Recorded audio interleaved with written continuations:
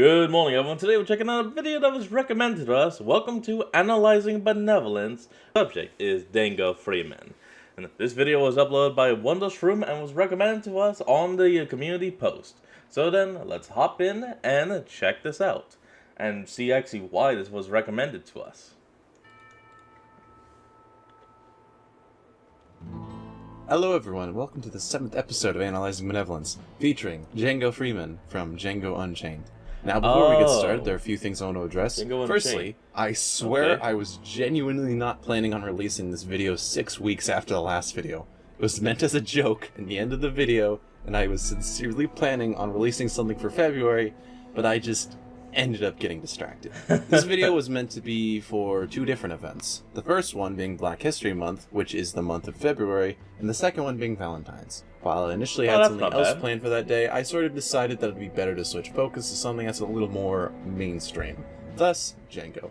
Though, obviously, I'm a little bit late for this. Hey, even with this, a Django video was inevitable, because not only have I been suggested him a couple times in like Thanos, everything is inevitable. The past, but two of Vali's most popular videos are on Calvin and Stephen.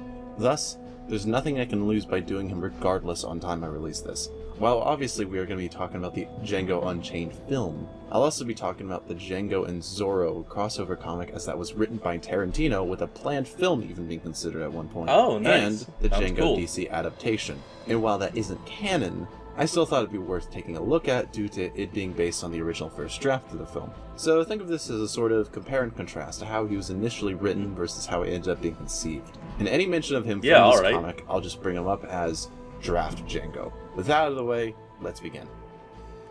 Django's background is ironic, because while it is undeniably important to who he would become in his view of the world, it is also shockingly ordinary due to the brutality of the time. Before Django was a bounty hunter, he was a slave who was forced to follow the men who used and abused him. Most of his knowledge during this time consisted of what he mainly needed to know, such as knowledge on different plantations, different terminology, and a knowledge on how to appeal and charm others. He's not very well educated in terms of reading and writing, as he often asks about certain words and terminology and has trouble being able to read the wanted poster in the middle of the film.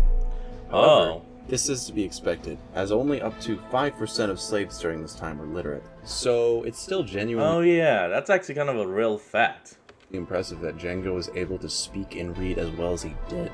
Besides this, though, there's nothing known about Django before he met Broomhilda. There are some moments in the Zorro comic in which he goes over his general worldview and reflects on the general experiences that he went through during his time as a slave. However, there isn't anything specific enough to state as part of his background, so I think this is more important to clarify later on. On background, though, there's actually more given about Broomhilda's than there is about Django's past, with her being taught German by her original owner, having an aunt in the north that she was able to flee to as stated in the Zorro comic, and, as shown in the Django adaptation comic, marrying the son of a slaver who she actually seemed to love, before eventually ending up in the hands of Calvin Candy due to him scamming and murdering her husband in his establishment. By the way, off topic, if nothing else, read the DC Django adaptation for this specific scene. It adds a ton to Calvin Candy as a character, and there's also some other cut moments in the comic that add more characterization to him as a whole. That aside, though, even King Schultz... I saw that post. It said, "Welcome to Candyland." Oh, God. Schultz is given much more background of who he was before the film, with him mentioning his dentistry practitioner, for example.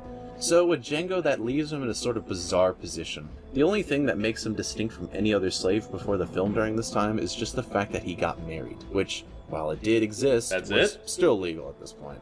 So, in a weird way, Django is more or less just kind of an everyman, or rather an average depiction of a slave. That isn't to say he's ordinary, far from it, but rather that, during this time period, he really could have come from anywhere. We'll get more into this element of him later on. For now, I think it's better if we get into... A man that could be anyone from anywhere at any time. Okay, I get it. To what exactly makes Django unique. For starters, Django is, well, a black bounty hunter. Believe it or not, these did actually exist to some degree. Or at least some black legal officers. Such as, I'm not sure if I'm pronouncing this right, Bass Reeves, for example, who was a marshal and made up to 3,000 arrests during... Dude has a good mustache, I'll say that. ...his lifetime. However, that's a marshal, and this is a bounty hunter. And bounty hunters, at least in the way that Schultz and Django do their jobs, are much different and how they go about justice compared to a marshal. Yeah, the law is probably a lot more loosey-goosey. I think it's very controversial to say that murdering people for a living isn't exactly the most ethical job out there. Sure, it's legal, and sure, there's much more of a moral leeway to make here considering the men they are targeting are wanted murderers, unless they are wrongfully convicted as such, but that's a separate discussion. But I think it sort of starts to fall into issue when you execute a man right in front of his son instead of just, you know, waiting for the son to go inside, or bringing him in alive, or doing anything to prevent this kid from having trauma for the rest of his life. Though, let me be clear. Then again, I guess during this time period, it didn't matter if it was seen as cold or indifferent or anything like that. Sure. This is something that applies to Schultz. Hell, it applies even more to him than it does to Django. As while Schultz was a white man who had experience in other fields and just generally had many more opportunities, bounty hunting is the thing that Django was taught after he became free. He doesn't have any other education that is spoken of, no connections, and certainly less of an advantage to be even welcomed by businesses due to the color of his skin. So basically, I think it's more likely for Django to be killed on the street than it is for him to get a well-paying job at a bar in the South. Not to mention that any person he does kill who isn't part of his bounty, he typically has a really good reason for doing so, such as out of self-defense or simply to free the other slaves. On this point, though, he is also clearly a bit of a sadist as well when he does these kills. There are some exceptions to this, such as him clearly not wanting to kill the father in front of his own son. However, he admits right in the beginning that he's excited at the prospect of being able to kill a few white people, commonly taunts his enemies, even watches Stephen's death like a fireworks show, and at one point, during the Zorro comic, even let a man go for the sole purpose of telling what happened and spreading panic, as he puts it. Now, at the beginning, I mentioned I would also reference another version of Django, Draft Django, and talking about the character. And I do want to talk about him here specifically. To start, there are some subtle differences. Like, for example, in the original film, when he's being tortured by the brothers in the flashback, he begs for his life, with one of them saying, "I like the way you beg, boy." So, when he eventually kills him, he says back to him, "I like the way you die, boy." You know, like a sort of ironic justice kind of thing. You know, this is probably obvious to everyone else, but was Django played by Will Smith? The comic, however, the actual flashback isn't shown, but Django still says the line, so it makes him come off as just kind of a sadistic weirdo. There's also how in the film when he asks whether the people Schultz kills are bad people and then asks if they are white people, but then in the comic he asks if they are white people and then asks if they are bad people. You know, standard first draft, last draft kind of stuff. But then you get two cut scenes where he's just borderline insane. The first is how he's willing to just beat the ever-living shit out of Steven in the scene after they meet, despite the fact he hadn't actually done anything yet, besides just being in his position. The second being how he kills the guys at the place where, I apologize if I'm saying this name wrong, D'Artagnan was murdered. He then proceeds to chop up their bodies and feeds them to the dogs with mushrooms to kill them. And then just asks a nearby kid for help as if he didn't just watch him commit cannibalism by proxy. Which is metal as hell, but also Jesus Christ. But also, whether we are talking about Django from the movie or comic, we should clarify something. Yeah, are we sure this is benevolence? This seems a lot more like just malevolence. Incredibly obvious. And it's that, as previously mentioned, the men who he murders are his oppressors. Now, in recent times, there's been a sort of debate revolving around vigilantism. And, listen, when it comes to direct references made in regards to this, I'm not going to comment on that. That's not what this channel is. That's way out of my pay grade. However, I will say, I am generally a believer in the idea that might does not make right. However, when it comes no. Might does not make right. Right makes good might. To extreme cases like this, where these are individuals that slave your people, torture them, kill them, and do all kinds of atrocities, it is true that oftentimes violence is the only way, or at least one of the only ways to escape those situations. Yeah. That isn't even to mention that, even if that weren't true, it's extremely hard to say that about slavery due to the sheer brutality that took place during this time. Hell, it's brutality that still happens in different parts of the world. So, that is unfortunately while I can't exactly say that his sadistic elements are necessarily positive traits, nor am I typically one who endorses violence, honestly, just let him cook here and let him keep doing what he's doing, because it's really hard to argue in favor of the slavers here. In terms of general flaws, though, there is one last thing I want to talk about. That was slick. During the sequence in which he pretends to be a black slave in front of Calvin, there's a moment in which they meet up with D'Artagnan. Again, I apologize if I'm saying this name wrong. The slave who ran away from Calvin. And while he was taunting and mocking him, asking how he'll be reimbursed, Schultz actually pitches in to say that he'll buy him. However, Django pops in the conversation and says that he won't, and that Schultz just wanted him to stop toying with him, which then leads to Schultz to put away his money and Calvin to bring out the dogs and just letting them ravage him. Oh, with damn. Django staring with a blank expression at Calvin. Now don't get me wrong, I understand why he did this. Because it wouldn't have made much sense for a heartless slaver to suddenly openly care about some random man who is past his prime and worth. However, yeah, true. That is insanely cold. Obviously, Django did care about his death, Whoa! Considering he came back later to kill the men who sent the dogs on him. But it also kind of makes you think how he wasn't willing to break his cover to save that guy's life. And I mean, maybe it's possible. I mean, when you're on a mission, you can't risk breaking your cover, because then there goes the mission and your life. There really was no other way to save him. It's unfortunate. But even so, it shows that saving him, hell, saving others, isn't his main priority. It's to keep himself and his wife safe. This isn't exactly a bad thing. However, I want to mention this because when talking about benevolence, there's two kinds of it. The first one is caring about those in your internal group, such as friends, family, pets, whatever. The second is caring about those who are not known to you. While Django does fit into this later category to some extent, he still very much prioritizes the first one, and anything that family could even risk that first category he's willing to put on the line, including the man he allowed to die.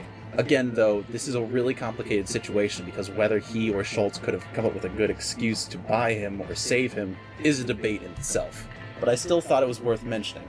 But also, this is something that Django himself says in the Zorro comic, where he says that he's not exactly what you'd call a do-gooder. Now, he still is a do-gooder, and he even admits to contradicting this later on, but also... I mean, he does good, but he also does a lot of bad. Still is worth mentioning that it's not his primary focus. Anyway, that's enough talking about that. I think you get the point in terms of his flaws or whatnot. But what about him makes him heroic? Well, simply put, in the first film, the entirety of the plot is centered around him trying to save his wife. This is thematically connected to the actual German story known as Brunhild, or Brunhilde, as it's also known as. The exact origin of Brunhild comes from the, again, I'm not German, so I apologize, Nibelungenlied, which, while my plan was to actually give this read in order to understand the full context on who Brunhilde is, this book is very long, and I don't think it's exactly worth reading into this just to understand 404 pages! Holy shit! The subtext of a film that I've already done extra digging into outside of its base material considering its comics.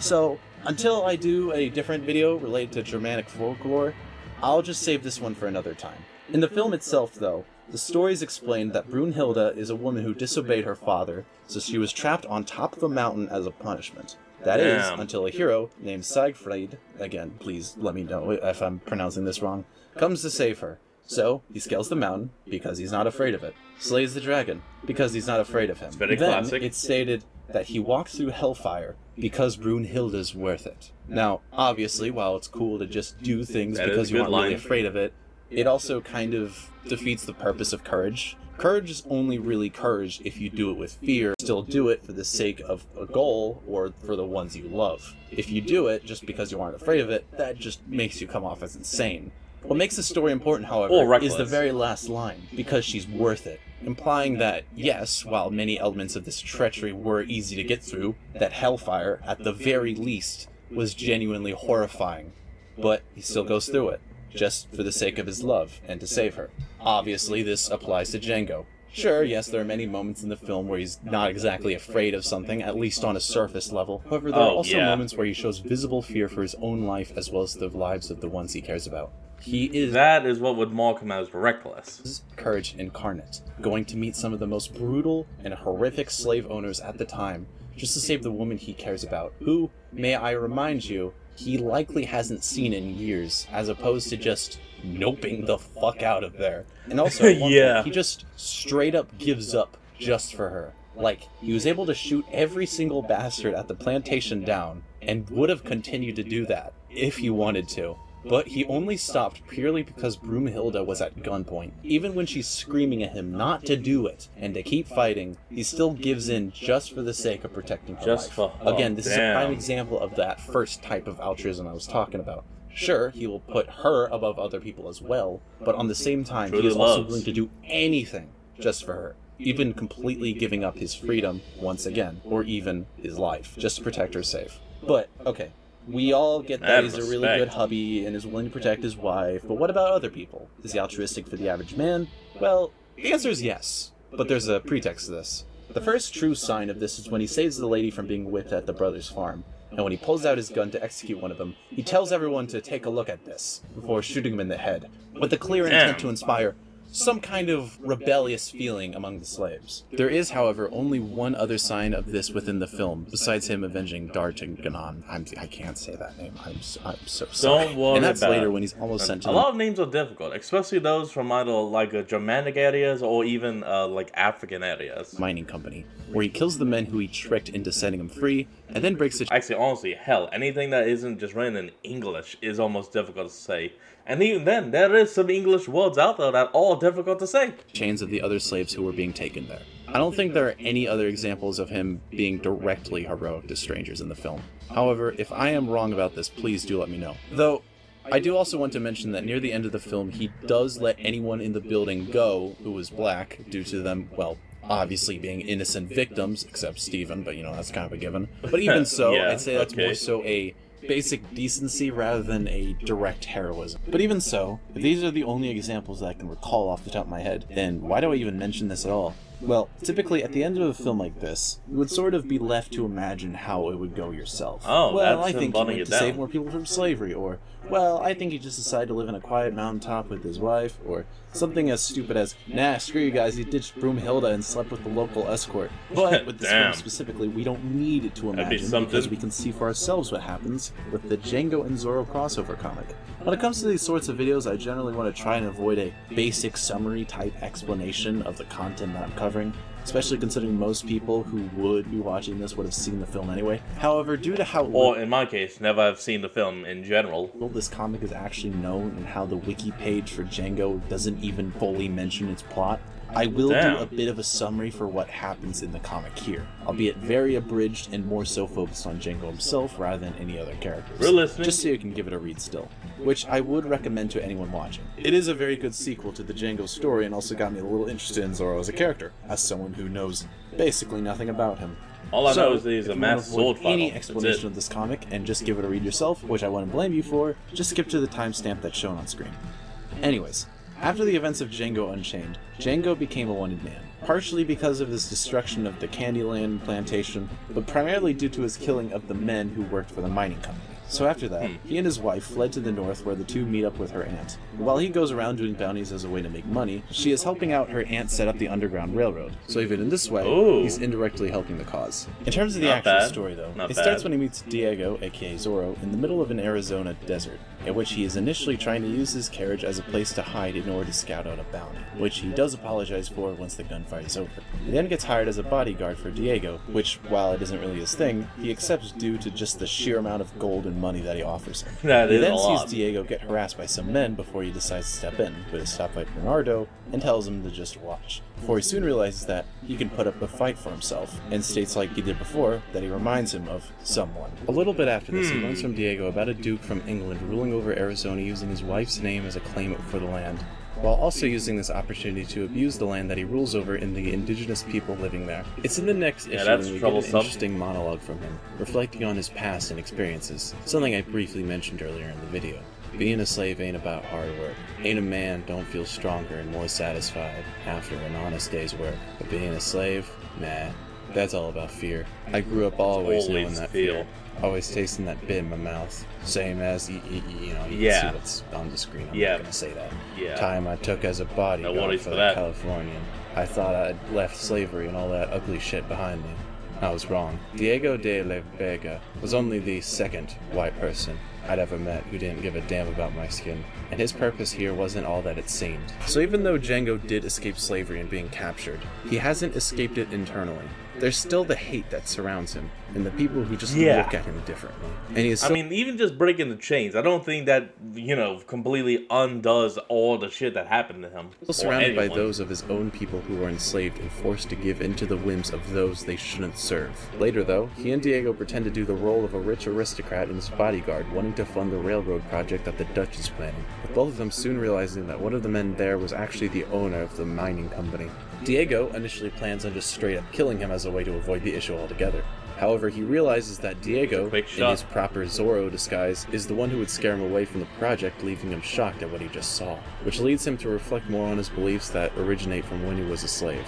You ask any black man, we got what you might call a natural aversion to men wearing masks, and there ain't no regulator ever gave a damn about someone dealing with slaves or mistreating women. Still, hard to believe that Avenger I saw last night might be the same man that hired me to protect him. The same man lifts his pinky while drinking his tea. A little bit of time passes and Django asks around about the indigenous slaves, realizing that one of them has a limp and is generally just in horrible working conditions, but decides to come back later at dark to figure out more. We then get another monologue from him in which he reflects on his experiences with Schultz and just watching all the people suffering. Generally speaking, I ain't what you call no kind of do-gooder. If there ain't a bounty to be had, I ain't interested. But I think about King and how he died trying to help me when it didn't profit him none. Kinda like Diego and these here folks. And then I think what Hildy would want me to do. This, once again, kinda adds to my point. Django is a good guy, and he is willing to do the right thing. However, more than anything, he cares about those closest to him. And while he does care about the people outside of this group too, it is also important to note that it is primarily inspiration from the people who love him that drive him to this point. And to clarify, that is something that is true for most people, where the good people around them inspired them to do even more good. But even so, it actually is very I do find his self-reflection. That's actually kind of why it's always said to surround yourself with positive or good people. That way you yourself can become, positive and good. Whoever you surround yourself with is who you become. Interesting here. As if he believes him by himself isn't a good man, which, despite me bringing up his flaws earlier, I would still disagree with. But anyway, when he goes back to the camp at night, he sees some of the indigenous people playing with dynamite, shocked at the sheer insanity of it, but also understands the hopelessness that they feel, as he would witness these kinds of exchanges all the time back when he was a slave, and wonders what one man could do to change all that. But then Zorro shows up, with Django then hearing his name for the first time. Zorro! He's never heard of him, but has a good guess on who he is. Later, he then goes to talk to Diego to confront him about how he doesn't really need him because of his skills. Diego, however, does say that he needs him, and then talks more about the Duke and his plan and how, despite seeming legit, things aren't always what they seem. Which leads to a flashback, back to when Django was still bounty hunting with Schultz, in which the two put on a bet, with Django saying he couldn't get a table at a nice restaurant, with Schultz saying that he can. So, the two proceed with the bet, with Schultz taking Django to the nice place and asks the owner for 2 seats, with the owner then throwing a racist tantrum before Schultz states that he knows he's a criminal, and essentially blackmails him into getting the seats at the table, with Django then being shocked at the revelation, and Schultz saying in response that things aren't always what they seem. There is, of course, a very similar scene like this in the original film, in which the two get a drink, the bar owner acts racist, and then Schultz uses his knowledge to get them out of the situation, with Django then just being shocked at this. However, it does also reiterate a certain lesson that Django learned from Schultz, something I'll get more into later. Either way, Diego and Django learn that the claim that the Duke's wife has is illegitimate, and during this, the narration states that Diego wanted to take Django under his wing, because he sees him like himself, a heart that cries out for justice. He then gets into a gunfight with the Duke's guards who wanted to take him for prisoner out of accusations that he himself is Zorro, only for Diego to stop the fighting and state that he will meet up with the Duke personally, which will give Django an opportunity to find even more evidence on the Duke, to which Django is then asked to go in the suit that Zorro wears as a proper disguise, before it is once again elaborated on further that Zorro almost sees Django as a sort of son. Initially technically with the whole mask thing, Zorro could be anyone from anywhere. So there could actually be multiple of them. Plan with Django actually goes really well. Cool. Pretty much everything goes without a hitch. But then, he runs into a bunch of hanging bodies, one of which being the slaves that I talked to earlier. Suddenly, in a flash of rage, he just decides, to sum it up, that he's tired of running from people like them, and decides that they all need to die. Then he just slaughters them all, but allowing one to live to spread panic, as he puts it, like I mentioned earlier. He's then confronted by Django about this, and the two argue. But Django just ends the discussion by pointing out that even though it wasn't his fight before, it is now, and that chains need to be broken. A little bit after Diego gets captured and Bernardo gets killed, Django decides to run a train into the base of where some of the workers are because, fuck it, we ball. Okay, he gives a really that's crazy. Interesting internal monologue while he does it. I grew up thinking that there ain't nothing lower than having black skin. Being a slave as a way of doing that, sapping your pride, robbing your humanity.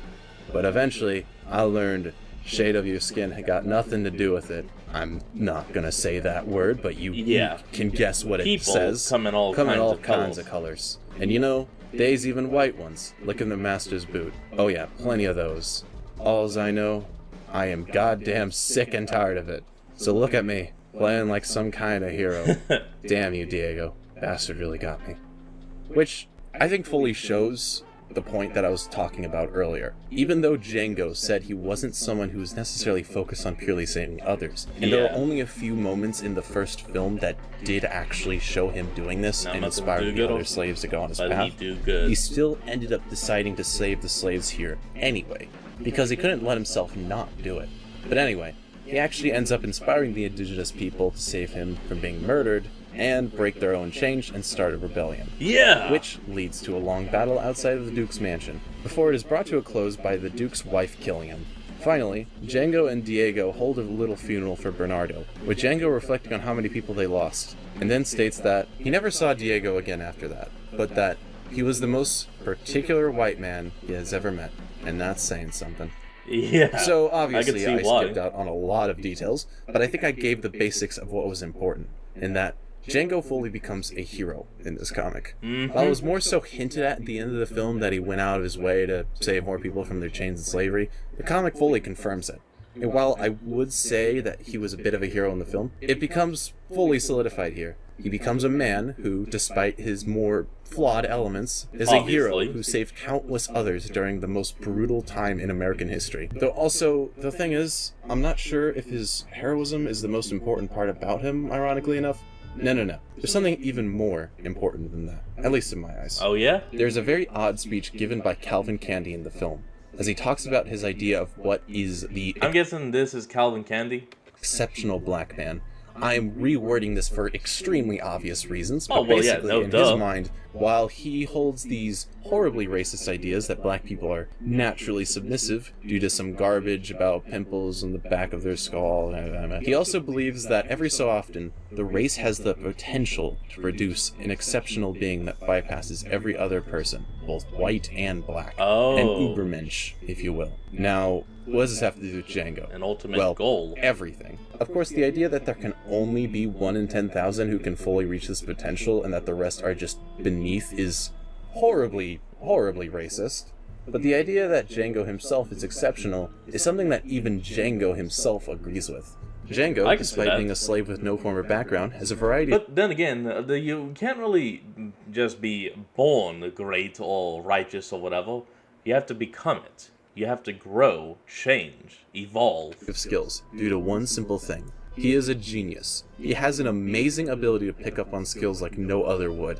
And a huge reason for this, too, is that despite his limited education and experiences working as a field slave, Schultz taught him that very important lesson of not everything is what it seems. At the beginning, he's soft-spoken, nervous, and not as willing to stand up for himself. But as time goes on, he picks up on how to effortlessly duel, how to articulate himself further, how to charm others, how to ride a horse, how to use a whip, how to use explosions, and hell, how to even use his sword as shown in the Zorro comic. Django is that 1 in 10,000.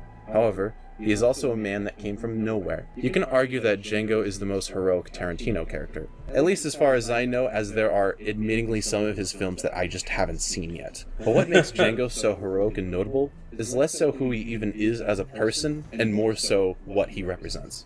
Django is a man who was beaten down, torn apart, and treated like subhuman garbage. Yet despite all that, he rose above the ashes and came out stronger.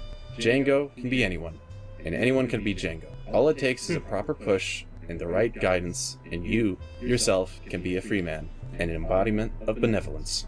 That is actually true. It's kind of what I was getting at. Alright, Again, I do want to apologize for this video being late. As I said, I have gotten a little bit better at managing time, but that's not to say I'm necessarily good at it still. But, hey, we're getting better at least, you know? That's the important thing. I don't really have a shout out for this week, as honestly, it just has not been taking up my brain. Or not week, but... Well, it looks like that's going to be the end of today's video, and I hope you all enjoyed it. Remember to like, comment, and subscribe for more. Link to the original will be in the description below, and I'll see all of you next time when we flick back on. Till then, this is Fox, signing out. Peace.